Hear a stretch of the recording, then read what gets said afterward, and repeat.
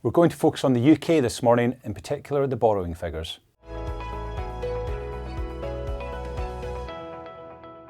Good morning everyone and welcome back to Morning Markets at True Potential. Let's take a step away from tariffs.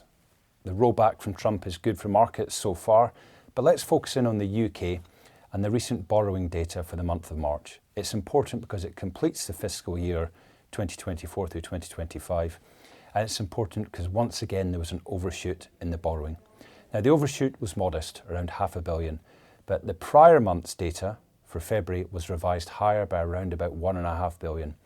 So in those 2 months, we've had a collective overshoot in borrowing of £2 billion. That takes the full fiscal year through March 2025 to just south of £16 billion, a material overshoot in the forecasts. And in fact, it was some £20 billion higher than the prior fiscal year. So the borrowing data is actually going in the opposite direction from where it should, whilst the growth data is also going in the opposite direction from what is desired.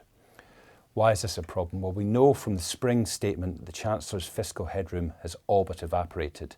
This number, which is somewhere south of 10 billion, is a rounding error.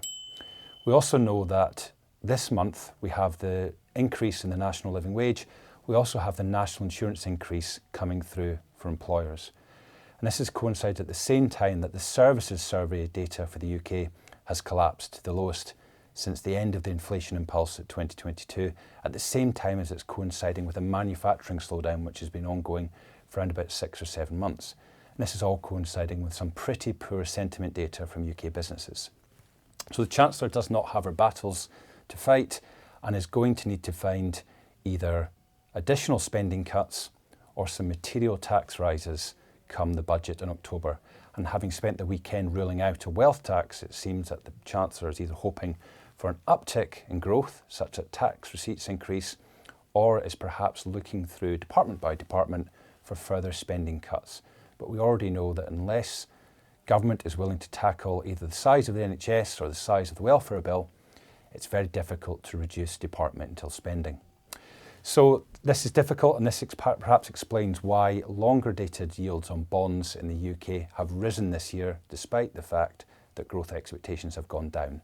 That is, it's becoming more expensive for the UK government to issue debt to borrow when growth is actually slowing. Typically in prior slowdowns, we'd have seen the cost of borrowing go down commensurate with slower expectations for growth.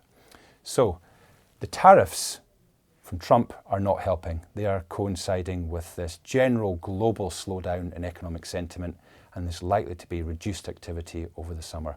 Perhaps all the Chancellor can focus on is further spending restraint in October. So that's all for today, but please join us for the rest of the week where we'll update you on events in the equity markets. Thank you. This video is not a recommendation or personal financial advice. With investing, your capital is at risk.